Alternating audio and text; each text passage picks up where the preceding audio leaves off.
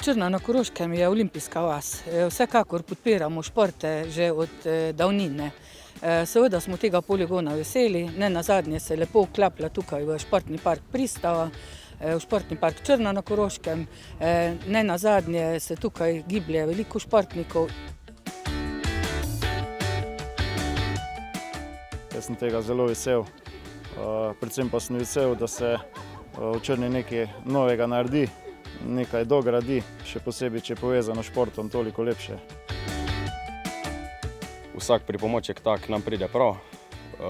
Do zdaj smo lahko to izvajali predvsem za vzdržljivost, aktivacijo ali kaj tega.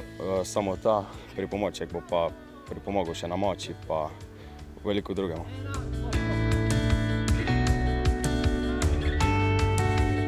Verjamem, da je to predvsem spodbuda v tem smislu, da tudi krovna organizacija in pa v tem primeru recimo vsi kot vseslovenska firma ima zelo dober oziroma poseben odnos do lokalnih okolij.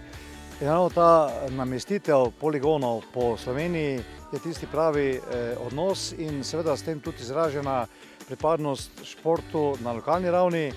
V skupini si želimo promovirati jeklo kot vsestransko uporaben material in pogosto se ga uporablja tudi v športni infrastrukturi, kot je recimo jekleni poligon, in v sodelovanju s Olimpijskim komitejem to svoje poslanstvo tudi uresničujemo.